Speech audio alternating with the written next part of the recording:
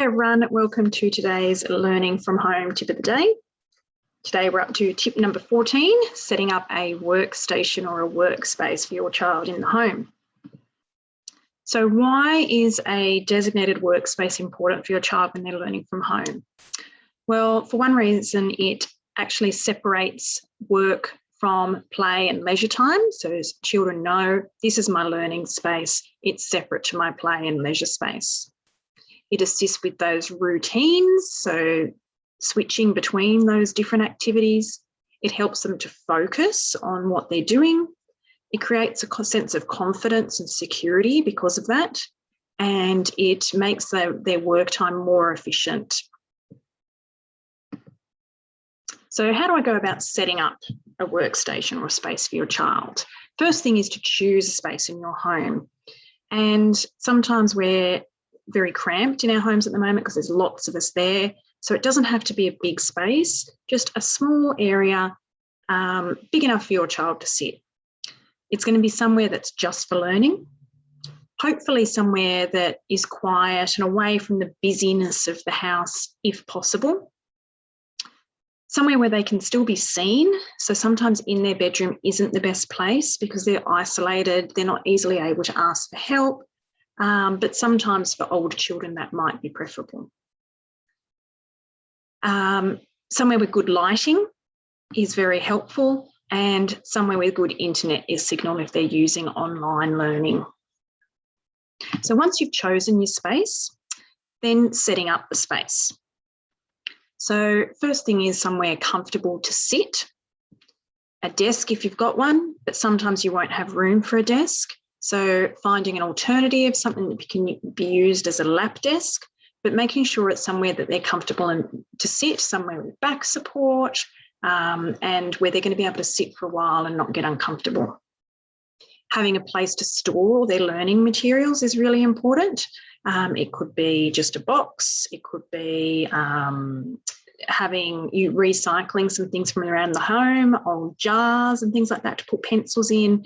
It doesn't have to be specially bought, be creative, but making sure that they can store all their learning materials in the one spot so they're not wandering around looking for things. Making sure any power cords are out of the way, that they're not going to be tripped over or kicked out of the wall or played with. If you need to add extra lighting, maybe a lamp or something like that can be moved from another area of the house, preferably not behind your computer screen. You don't want to be looking into the light all the time. Something from just above and over the shoulder is ideal if it's needed. And a place to display any timetables or other information. So whether there's a wall nearby that things can be stuck on or a pin board. If you don't have that, a large piece of cardboard will do that you can stick things up on and leave against the wall. Third thing is then using the space. So when it's time to use the space, making sure there's no clutter around, the desk isn't crowded with things, there's not things around the child, so if they get up, they're going to be distracted by what's around them. Making sure they've got everything they need for the day, organised and they're ready to go. Have your visual timetable displayed for the day so that the children can follow that and know what they're doing. Checking in regularly with your child. How are you going? Just having a quick look over the shoulder and making sure they're on task, doing what they're meant to be doing. Do you need any help? And really importantly, including regular movement breaks, especially if they're using the screen a lot, but even if they're not, every 20 minutes, they should be getting up and getting really physically active. If you need some ideas on that, you can check out one of our earlier tips in the first week was on physical activity.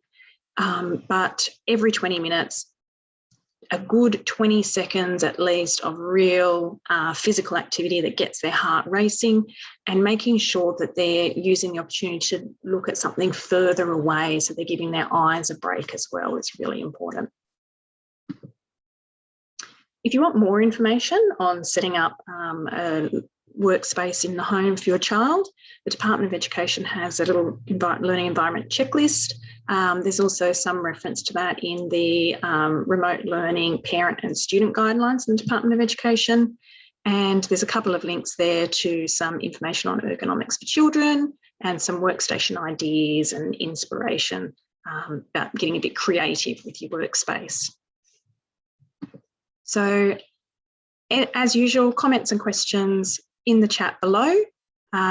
Let us know how it goes and give us your tips. Even send us some photos of your workstation would be fantastic.